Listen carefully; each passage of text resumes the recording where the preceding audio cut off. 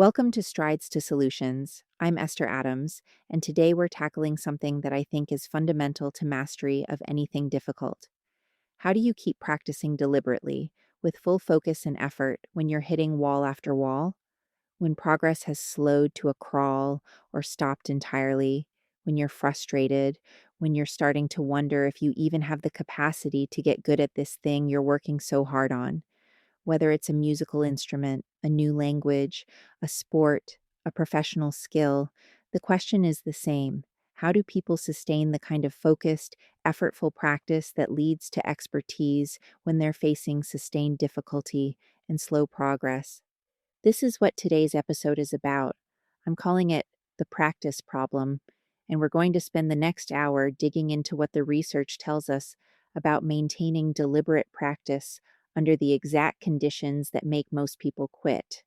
Because here's what's interesting: the science is remarkably clear that there are specific evidence based strategies that help people persist through these difficult periods. And understanding them might be the difference between giving up on something you care about and pushing through to the other side. Let's start by talking about what deliberate practice actually is, because I think there's some confusion about this. It's not just putting in hours, it's not mindless repetition. Deliberate practice is a very specific type of effortful activity that's designed to improve performance.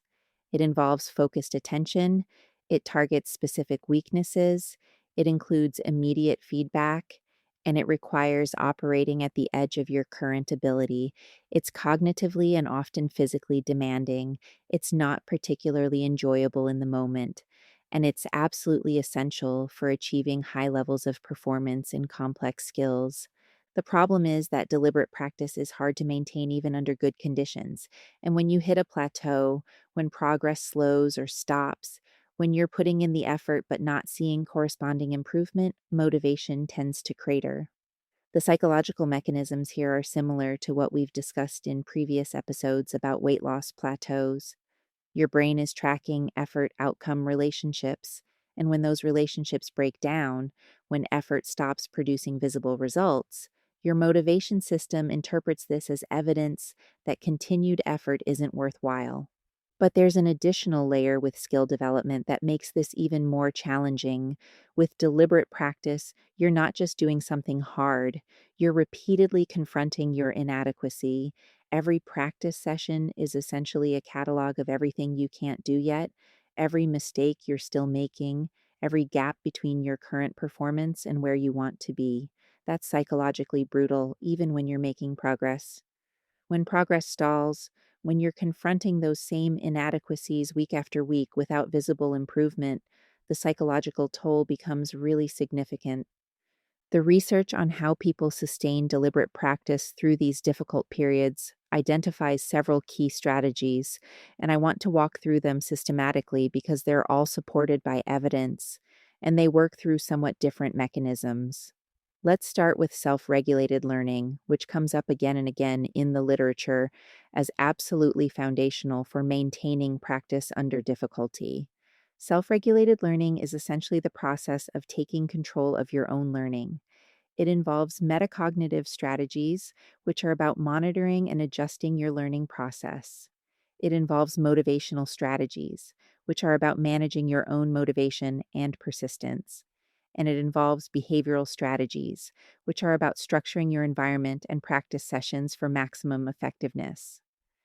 The metacognitive piece is crucial because deliberate practice requires you to constantly monitor your performance, identify what's working and what isn't, and adjust your approach accordingly.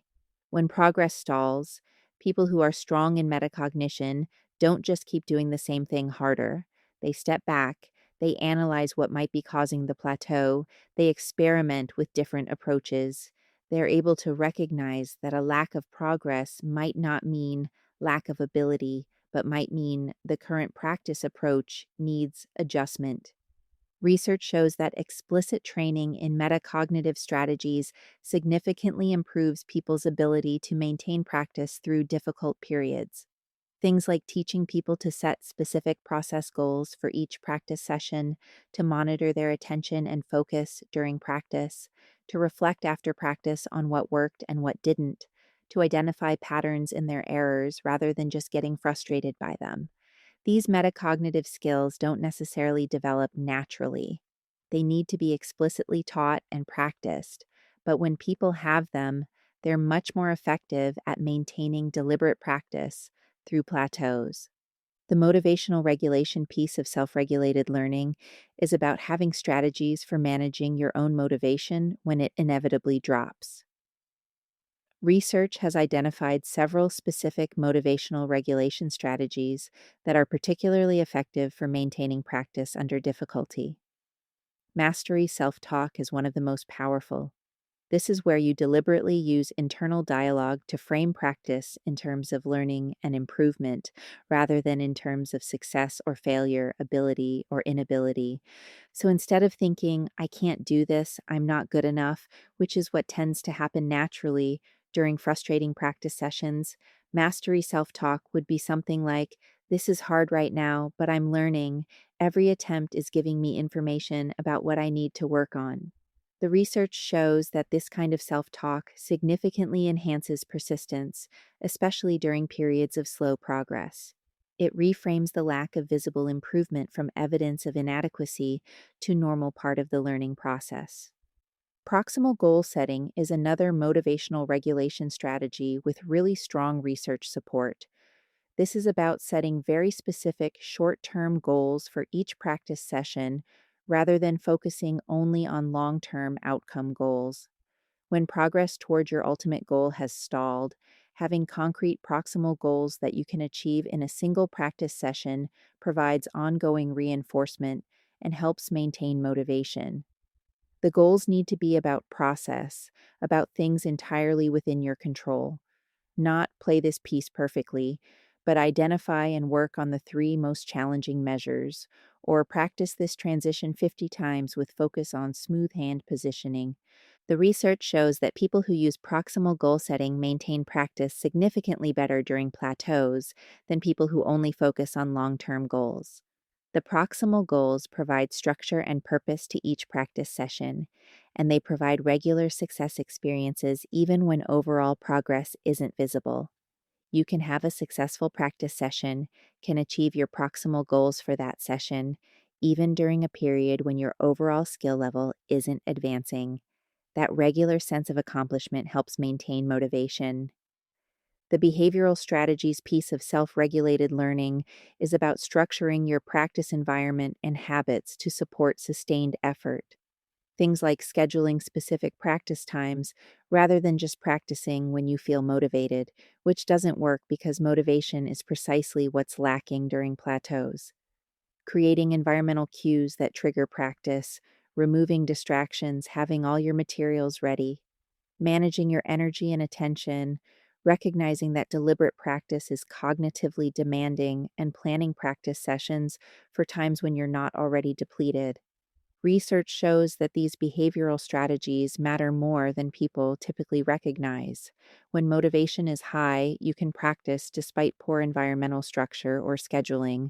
But when motivation is low, which is exactly what happens during sustained difficulty, having strong behavioral systems in place can be the difference between maintaining practice and abandoning it entirely.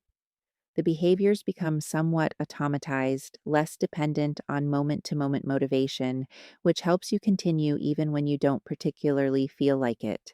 Let me shift to talking about what research calls wise psychological interventions, which is a somewhat awkward term for interventions that target beliefs and mindsets in strategic ways. The research on these interventions for maintaining practice is really compelling.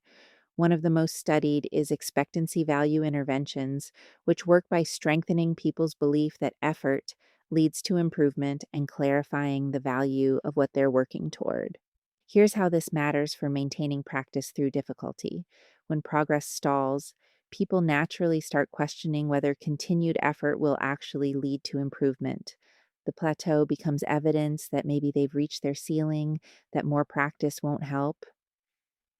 Expectancy value interventions directly counter this by Reinforcing that improvement comes from sustained, well designed practice, even through plateaus, that plateaus are normal and temporary parts of skill development, and that persistence through difficulty is what separates people who eventually achieve expertise from people who quit. The research shows that relatively brief interventions targeting these beliefs can have significant effects on practice behavior, especially during challenging periods. The interventions work partly by providing a different interpretive framework for the plateau experience. Instead of, I'm not improving because I've hit my limit, the framework becomes, I'm not improving right now because I'm in a normal plateau period that requires adjusted practice strategies and continued persistence. Growth mindset interventions are related and also have strong research support. Growth mindset is the belief that abilities are developed through effort, rather than being fixed traits you either have or don't have. When someone with a fixed mindset hits a plateau in skill development, they tend to interpret it as evidence they don't have the talent for this skill. The plateau confirms their worst fears about their limitations. Someone with a growth mindset interprets the same plateau completely differently. It's information about what needs different practice approaches. It's a normal part of developing complex skills. It's something to work through rather than evidence of fundamental inability.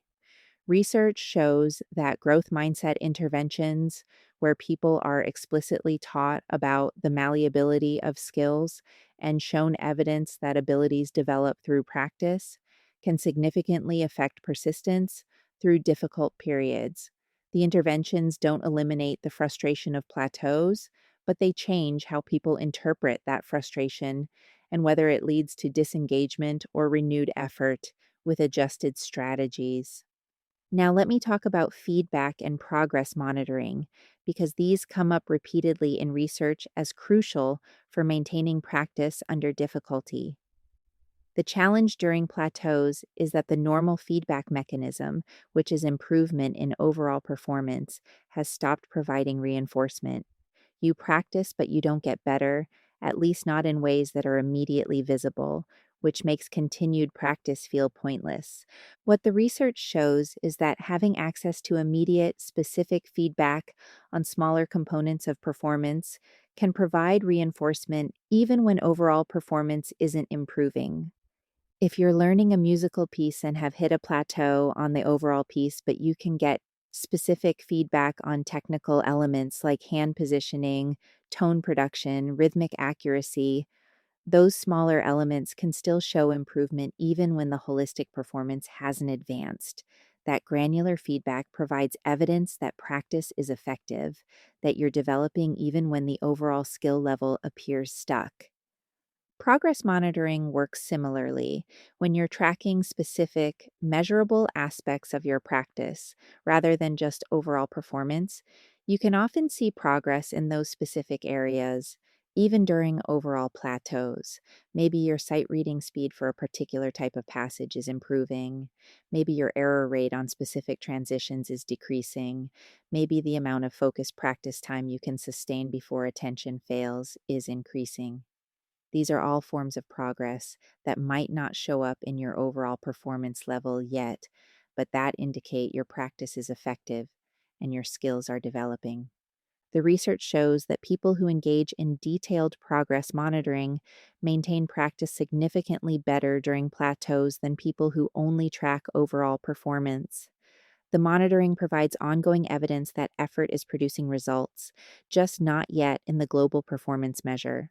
That evidence helps maintain motivation and persistence when the larger goal feels stuck.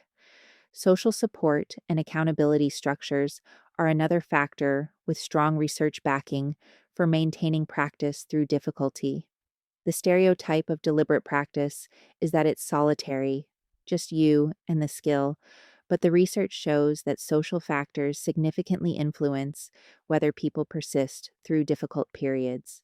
Having other people who understand what you're working on, who can provide encouragement and normalize the difficulty you're experiencing, who can offer alternative perspectives when you're stuck, makes a substantial difference. Research on practice communities, whether formal groups or informal networks, shows they enhance persistence partly by reducing the isolation of difficult practice. When you're struggling alone, it's easy to think your lack of progress means you're uniquely incapable.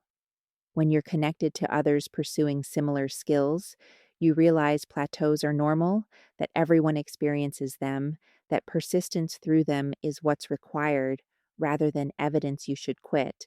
Accountability structures matter too. Having someone who expects you to practice, who will notice if you don't, who you've committed to, provides external motivation that can sustain practice when internal motivation is insufficient. This is why practice groups, teachers who track practice, accountability partners, these structures show up in research as supporting sustained practice. They create social commitment that helps override the natural tendency to disengage when practice becomes frustrating and progress is slow. Mentorship and coaching are particularly important forms of social support for maintaining practice through difficulty. A good teacher or coach does several things that research shows enhance persistence. They normalize plateaus and setbacks. They provide alternative practice strategies when current approaches aren't working.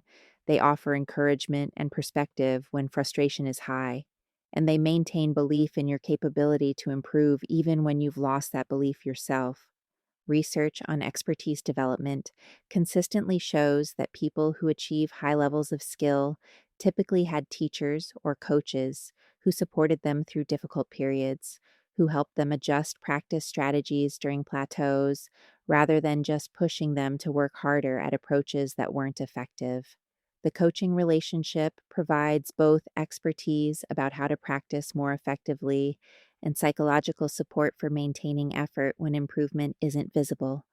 Let me talk about the role of what research calls grit in maintaining deliberate practice, because this comes up frequently in the literature. Grit is defined as perseverance and passion for long term goals. It's the tendency to maintain effort and interest despite setbacks, failures, and plateaus. Research shows that grit predicts sustained deliberate practice and eventually achievement across many domains. People high in grit keep practicing when others quit, but I think it's important to understand that grit isn't just a personality trait you either have or don't have. Research shows grit can be developed, and many of the strategies we've discussed, the self regulated learning techniques, the wise psychological interventions, the social support structures, these all support development of grittier behavior. You become more persistent not because your personality fundamentally changes, but because you have better tools for managing the psychological challenges of sustained difficulty. The relationship between grit and deliberate practice appears to be reciprocal. Sustained practice builds grit by providing repeated experiences of pushing through difficulty and eventually seeing results. And grit enables sustained practice by supporting continued effort when immediate results aren't visible. This creates potential for positive feedback loops where practice builds the psychological resources that enable more practice. Let me address something that might sound counterintuitive but comes up in research as potentially important during extended plateaus, and that's sometimes practicing differently rather than just practicing more. When people hit plateaus, the intuitive response is often to increase practice volume or intensity. Practice more hours, practice harder, push through. But research on expertise development suggests that plateaus often signal that the current practice approach needs adjustment rather than just more volume. This might mean breaking skills down into smaller components and working on those components separately. It might mean slowing practice way down to focus on technique rather than trying to perform at target speed.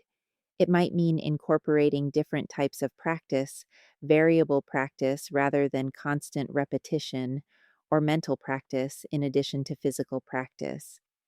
The key insight from research is that effective practice during plateaus often requires changing the practice approach, not just increasing effort. This matters psychologically because it gives you agency during a period that otherwise feels stuck. Instead of just grinding away at the same approach that stopped producing results, You're actively experimenting with different strategies, which makes the plateau feel less like evidence of your limitations and more like a problem solving challenge. The shift from helplessness to active problem solving helps maintain motivation and engagement, even when overall progress remains slow. Let me talk briefly about what research suggests doesn't work well for maintaining practice through difficulty, because I think this is important. Strategies that rely primarily on willpower or self discipline tend to fail during extended plateaus. The research shows that willpower is a limited resource that gets depleted, and sustained difficulty depletes it rapidly. Trying to force yourself to maintain practice through sheer discipline when motivation has collapsed and progress has stalled is generally ineffective. The strategies that work are the ones that work with rather than against natural psychological processes. Similarly, purely outcome focused goals tend to backfire during plateaus. If your only measure of success is the ultimate performance goal and progress toward that goal has stalled, every practice session feels like failure. The research supports process goals, mastery goals, learning goals, basically any goal framework that can provide a sense of accomplishment and progress even when the ultimate performance outcome isn't advancing yet. External pressure and criticism also tend to be counterproductive during difficult periods. When someone is already frustrated with their lack of progress, adding pressure from others about not being good enough or not trying hard enough typically accelerates disengagement rather than increasing effort. The research shows that autonomy supportive environments, where people feel they're choosing to continue practice rather than being forced to, where they receive encouragement rather than criticism, these environments support persistence significantly better than pressuring or controlling environments. As we start wrapping up, I want to emphasize a few key takeaways from all this research. First, sustaining deliberate practice through sustained difficulty and slow progress is absolutely possible, but it requires more than just motivation or passion for the skill. It requires specific psychological and behavioral strategies that need to be deliberately implemented. Second, the most effective approach seems to be combining multiple strategies rather than relying on any single technique. Self regulated learning skills, wise psychological interventions that target beliefs and mindsets, detailed feedback and progress monitoring, social support and accountability, motivational regulation strategies, these all work through somewhat different mechanisms and can complement each other. Third, plateaus and extended periods of slow progress are normal parts of skill development, not evidence of inability or that you've reached your ceiling. Research on expertise development makes clear that everyone pursuing mastery of complex skills experiences these periods. The difference between people who eventually achieve high levels of skill and people who don't isn't whether they experience plateaus. It's whether they have effective strategies for maintaining practice through those plateaus. Fourth, effective practice during difficulty often requires adjusting how you practice, not just trying to practice more or harder using approaches that have stopped working. Being willing to experiment with different practice strategies, to break skills down differently, to seek guidance on alternative approaches. This flexibility in practice methodology appears crucial for breaking through plateaus. And finally, maintaining deliberate practice through difficulty is genuinely hard.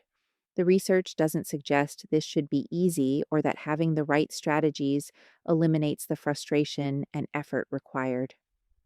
What it suggests is that the difficulty is manageable with the right psychological tools and support systems, that persistence through these difficult periods is what leads to expertise, and that giving up during plateaus means abandoning the pursuit of mastery exactly at the point where continued effort would eventually lead to breakthrough.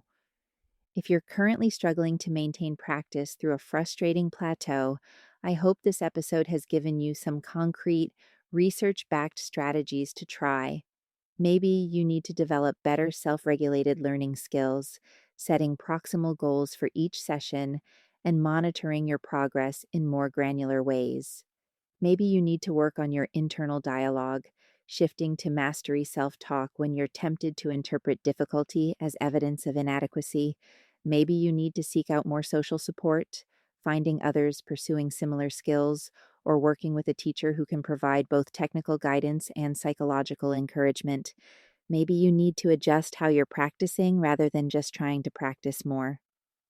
The research tells us that maintaining deliberate practice through sustained difficulty is possible, that specific strategies support it effectively, and that persistence through these challenging periods is what separates eventual experts from talented beginners who quit. It won't necessarily be easy, and it will require deliberate application of psychological and behavioral strategies rather than just hoping motivation returns on its own, but the evidence strongly supports that it's achievable with the right approaches. That's what we've got for today's episode of Strides to Solutions. I'm Esther Adams, and I'll be back next week with another deep dive into what research tells us about achieving challenging goals. Until then, remember that plateaus are normal.